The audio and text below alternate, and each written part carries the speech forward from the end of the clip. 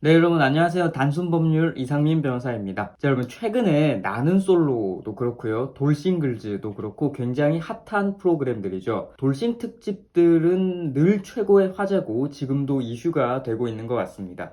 이 돌싱들의 연애 방식과 언행도 굉장히 독특했죠. 그런데 돌싱들이 함께 만나서 재혼을 한다면 오히려 초혼보다도 이혼 확률이 더 높다고 하는데요. 무조건 뭐 그런 것은 아니지만 통계적으로 그렇다고 합니다. 저도 초혼인 사람의 이혼 상담을 하는 경우와는 좀 다르게 재혼인 사람의 이혼 상담을 하면 뭔가가 조금 더 감정적으로 복잡하고 더 원망이 느껴지고 그런 것을 많이 경험하게 되는데요. 자, 이게 신중하게 재혼을 했을 때 그럼에도 불구하고 왜 이혼 확률이 조금 더 높을까? 이게 실제 사례들을 바탕으로 유추를 해보면 대략 한 4가지 정도 문제를 좀 꼽아볼 수 있을 것 같습니다. 첫 번째는 가정이 합쳐지다 보니까 자녀 문제가 좀 있을 수가 있습니다. 뭐 예컨대 그런 거죠. 나는 자녀가 있는데 너는 없다. 근데 이게 쉽지는 않죠, 사실 문제가. 그리고 두 번째는 재산 문제가 당연히 있을 수 있습니다. 뭐 누구는 더 많은 상태였고 누구는 좀 적은 상태에서 합쳐지다 보니까요. 그리고 뭐 세 번째는 늘 뭐 반복되는 습관 문제죠. 뭐 음주라든지 바람, 폭력 뭐 이런 거요.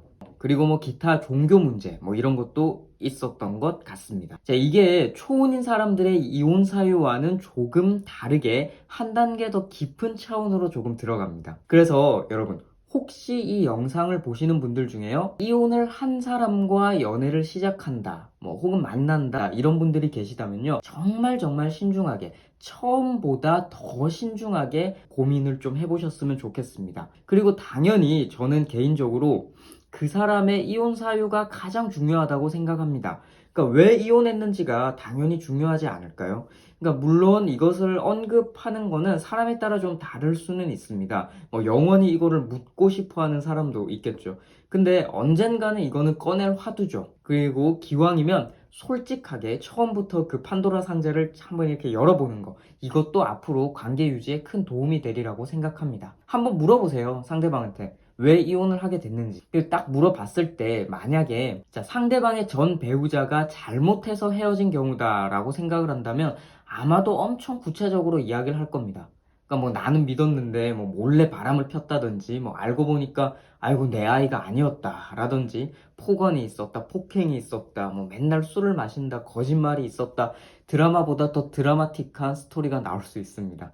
현실이 더 잔인하거든요. 자, 그런데 반대로 본인이 전 배우자에게 조금 더 잘못했다거나 본인이 생각을 할 때에도 본인에게 파탄 사유가 있다라고 생각을 한다면 아마 그 이혼 사유를 대충 둘러서 말하거나 혹은 뭐 그냥 성격 차이였다라고 그냥 둘러서 말한다 뭐 이런 식으로 애둘러서 이야기를 할 겁니다.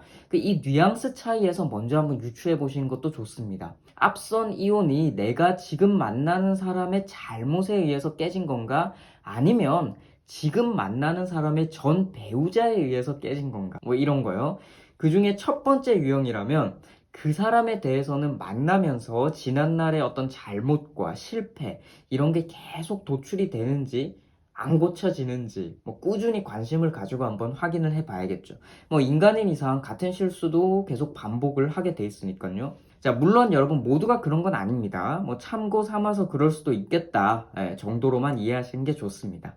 그리고 돌싱 남녀와 연애를 하고 있고 뭐 앞으로 조금 더 진지하게 잘해보고 싶으시다, 그런 생각이 드시는 분들이 계실 수 있죠. 그러면 그 사람이 가장 싫어하는 걸 안 하셔야 됩니다. 그러니까 이게 상담을 하다 보면요, 왜 이번 결혼 재혼에서도 이렇게 이혼을 결심하셨나라고 물어보면 자꾸 내가 싫어하는 걸 한다는 거죠. 그러니까 이미 한 번 겪어본 사람들은 사실 큰 흥미라든지 열정이 조금은 없어진 상태이기 때문에요, 상대가 가장 싫어하는 거 그거만 안 해도 일단 반은 가는 겁니다. 그러니까 예를 들어서 뭐 상대방이 가장 싫어하는 게 남사친 문제였다, 혹은 그것 때문에 처음 결혼해서 그 사람이 이혼을 했다, 뭐 이럴 수도 있죠. 그러면 그런 걱정시킬 일을 안 만들면 됩니다. 뭐 술을 싫어한다, 그러면 끊거나 줄이거나 혹은 술의 즐거움을 좀 역으로 이렇게 다르게 알게 해주거나, 그리고 대화가 잘 통하지 않는 사람이 싫었다 그러면 그 사람을 위해서 대화 주제를 좀 맞춰주고 싫더라도 그 대화에 내가 적극적으로 응해주는 그런 노력이 있어야겠죠. 자, 여러분 여러모로 조금 피곤해 보이죠? 그런데 특히 재혼의 경우에는 이 피곤함마저도 사랑입니다. 자, 돌싱은 피곤하고 참 슬프기도 하고 참 웃기기도 하고 그런 길을 이미 한번 겪어본 사람들입니다.